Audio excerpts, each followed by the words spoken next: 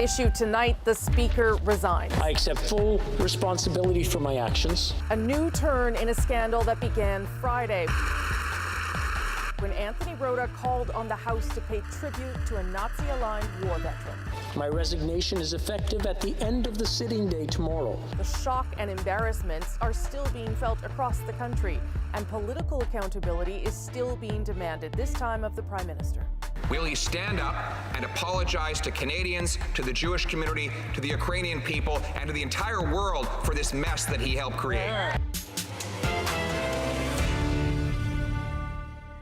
So how bad is the damage and what might happen next? I'm Rosemary Barton, here to break it down with us tonight. Andrew Coyne, Althea Raj, and Aaron Wary steps up for Chantal tonight. Thanks for that, and good to see you all on a Tuesday. Andrew, let's start with you. How bad is the damage here, and does the resignation do enough to sort of overcome some of it?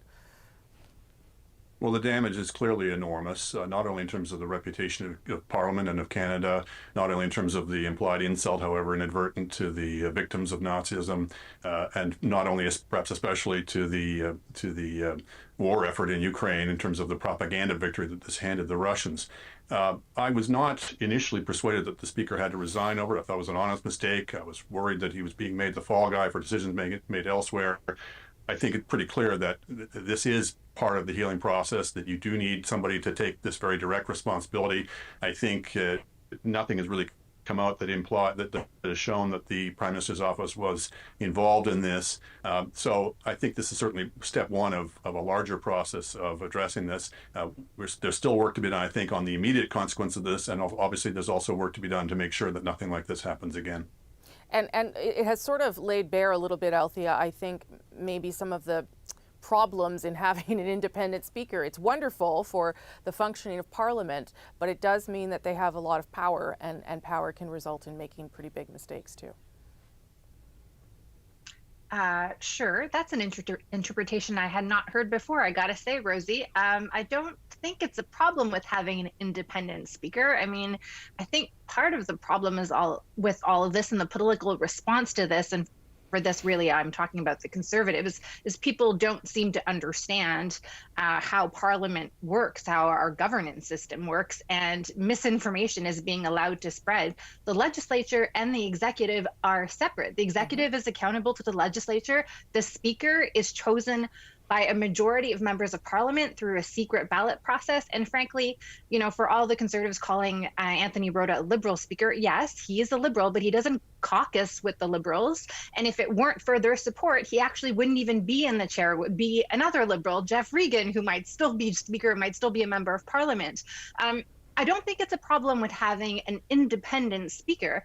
I think with power comes responsibility, and someone did not do their job in the office of the independent Speaker of the House of Commons. And you expect somebody at that level to be able to do the checks that are to ensure that the people that are not just your guest in the House of Commons, but if you're going to publicly recognize them, that they are who you think they are. And that was not done. And that's not the Prime Minister's fault. And that's not the leader of the official opposition's fault. That's the fault of somebody in the Speaker's office, maybe the Speaker himself. Yeah, and I'm not suggesting the Speaker shouldn't be independent here. I'm just saying that part of it is that all these decisions were made by him. And so you're right, the responsibility was his, and as was the mistake. Aaron.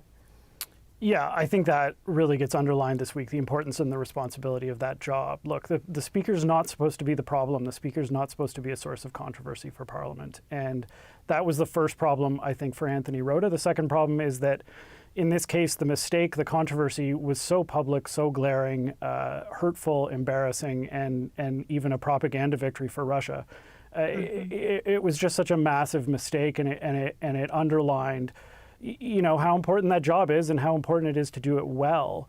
And in this case, you know, maybe there was some chance, if there was any chance that Anthony Rota could hang on this week, I think it was quickly extinguished by the response of the opposition parties, of even, you know, Government House Leader Karina Gould's comments about, you know, when MPs listen to the Speaker and the Speaker says this person is in the gallery and let's honor them, that the MPs implicitly trust that the Speaker knows what he's doing. And in this case, that trust was broken. And I think the only reason Anthony Rota resigned, today instead of yesterday is that the Conservatives, in their zeal to try to pin the blame on Trudeau, Prime Minister Justin Trudeau, that they sort of sidestepped the idea of whether Anthony Rota should resign. It was just such an incredible mistake that there was really kind of no way for the Speaker to come back from this. So talk a little bit about the politics of it, Andrew. On the one side, the Conservatives trying to stick it to the Prime Minister any way they could. And on the other side, what the Prime Minister and the government now has to do to try and, amend some of these fences, whether it was their fault or not, and it wasn't in this case. Yeah, and I just will say, that this not every solution has to be found in the Prime Minister's office. Whoever becomes the next speaker can take steps and make those steps known to make sure this never happens again. Sure. That being said, I think there's stuff the Prime Minister could have done, not now, but days ago. I think, yes, it's true that the Conservatives were trying to pin all the blame on him. I think in his zeal, or the zeal of his people around him, not to have the blame attached to him, he missed an opportunity to get out in front of this, as I think he should have, and represent Canada on this. This wasn't just something that was afflicting the reputation of the Speaker or of Parliament, but of Canada. And the Prime Minister on day one could have and should have got out in front of this and said, this is a terrible thing that's happened. We are mortified. On the behalf of the people of Canada, I want to apologize. That doesn't mean that you're accepting blame for it. You can apologize for things that you didn't do yourself. Althea. I agree with Andrew, and I hope that he says that tomorrow as he's scheduled to be in the House of Commons, or we expect him to be in the House of Commons. I also think, frankly, all MPs could have done that, right? I mean, they were all responsible for saluting somebody that they're deeply ashamed to have honored. And I was shocked today that Pierre Poilievre said, no, he doesn't need to apologize. It's not up to him to apologize. Just because you are not responsible for having that individual in the chamber, you're responsible for your own actions. And I feel like we're living in this era where no one wants to take responsibility for political reasons. And I find that deeply troubling. The other thing I think Andrew touched on that I also find really troubling with Mr. Poilievre's criticism is he telling us that if he were Prime Minister, he would personally want to vet the independent Speaker of the House of Commons guests, that he believes that the Prime Minister's hand should go into the minister in charge, or the president of the independent House of Commons, and decide how the legislature should be doing their business. This is really deeply troubling. And I feel like in the heat of trying to pin partisan blame, we are misinforming the public rather than using this as an education opportunity. Okay, Erin, so what, I mean, you can talk about the Conservatives certainly, but also what you would expect from the government now in terms of action beyond saying, this was a terrible thing that happened. Yeah, I think Althea is right. The Prime Minister, there's some onus on the Prime Minister now to make some kind of statement when he next meets the House. To kind of address the issue. I do think the Conservative arguments that this is the Prime Minister's fault have been specious, and I do think that has knocked a larger debate about the Prime Minister's responsibility kind of off track. There is a decent case to be made that the Prime Minister should still be making some kind of statement, or apologizing to President Zelensky privately, some kind of gesture, even if the entire responsibility for this falls on Parliament and now former Speaker Anthony Rota. I think the next step after that, though, is that it really comes back to whoever the next Speaker is, and his or her ability to get Parliament past this moment, to restore some of the credibility the place has lost. We talk about Parliament and the institution and the importance of it and how people maybe don't have as much respect for it. It's taken a huge hit over the last week. And, now it goes way beyond whether or not question period is too unruly or whether there's enough decorum. And it goes really to the institution. And I think the next Speaker needs to take that much more seriously and make that much more of a concerted effort to address it. Last word to you, and Andrew, on whether this is something Canada can get past. Oh yeah, I mean it's a blow. It's an awful moment, but we'll get past it. I think it'll be interesting to see what proposals come forward from whoever's the next Speaker. I don't think it's wrong to have maybe have it run his or her choices past some independent, some second pair of eyes. It doesn't have to be in the Prime Minister's office, but something so that there's a level of redundancy, because basically everyone was depending on somebody else to do the right thing here. And if somebody makes an egregious error, there doesn't seem to be a fail-safe. Okay, we'll leave it there. Thank you all for being here on a Tuesday. I'll see two of you on Thursday. Erin, I'll see you in the newsroom. Thanks, everybody. I'll send things back to Adrienne now in Toronto. All right, thanks, Rosie. Coming up, in the face of a flood, accurate mapping can save money, even lives. Emergency managers are going to know where the areas that are most at risk of flooding. Why some say access to flood maps is crucial and why often Canadians aren't getting it. That's next.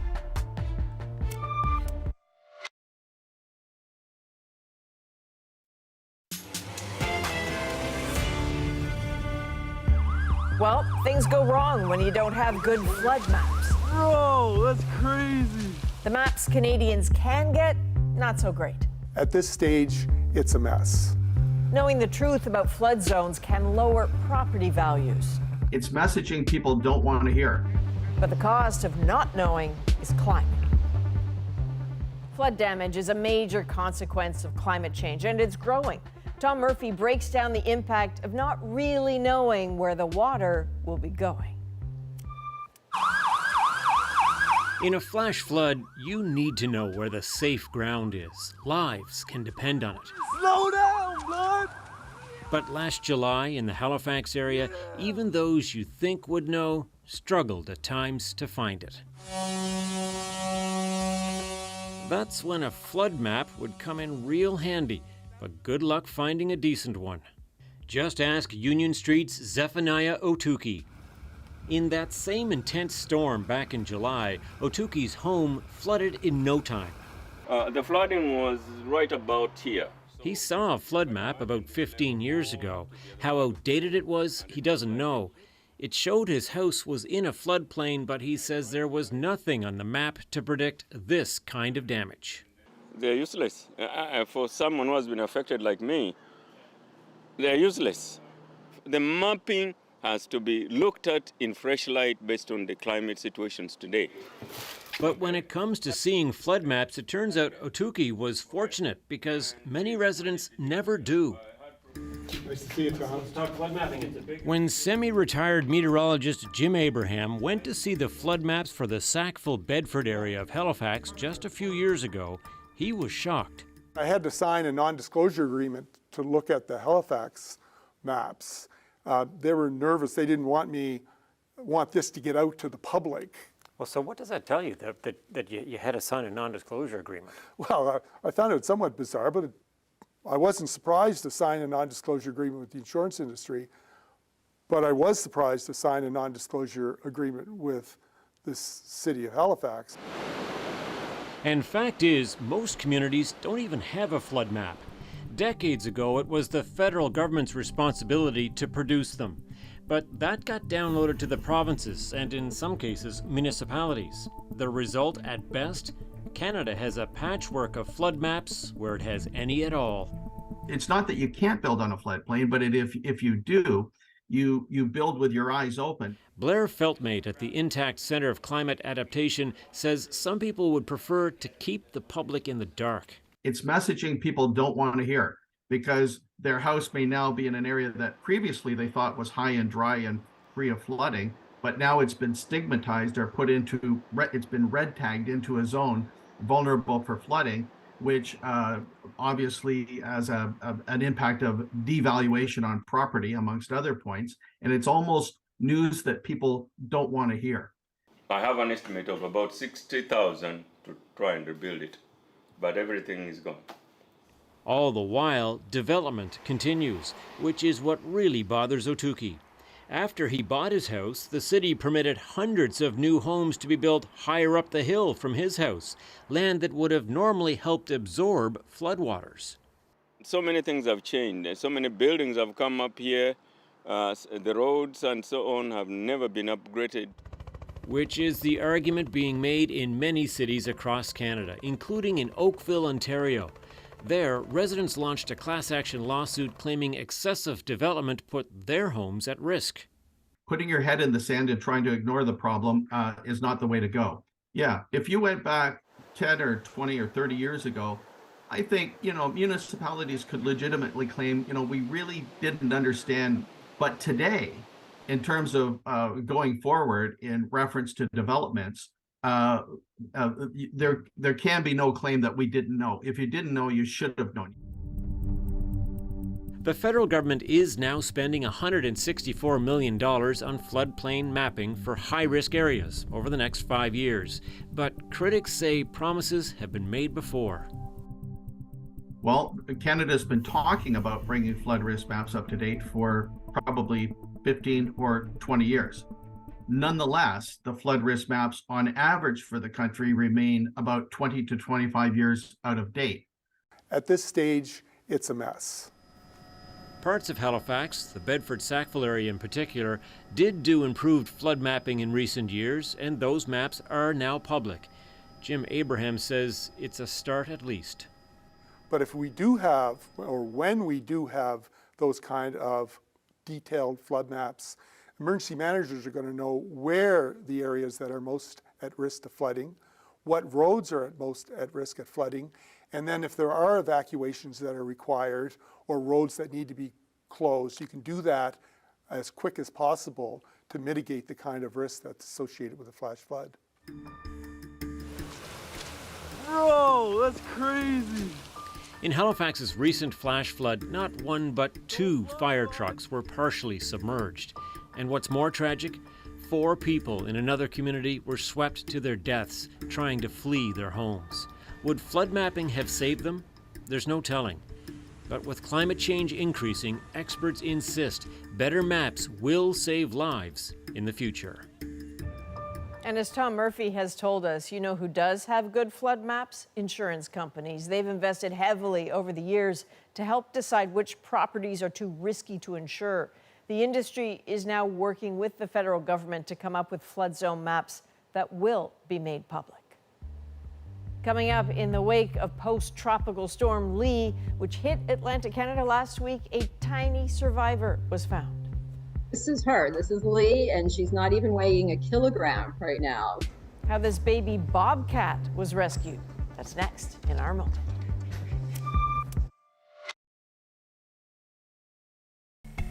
Well, you're looking at a little kitten that was found in New Brunswick, frightened, alone, during post-tropical storm Lee last week. But she's no regular kitten. She is a baby bobcat.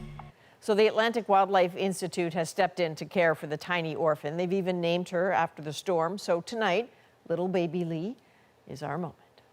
We just received the phone call from one of the local rangers saying we're heading out to a call on a baby bobcat. I was expecting what we normally would see, about a 3 or 4 month old kitten, but literally this one's about a month old. This is a young cat. The people who called it into the ranger's office, they heard the meowing first, and then this little kitten climbed out and came right up to them, trying to climb up their leg. So it certainly caught their attention.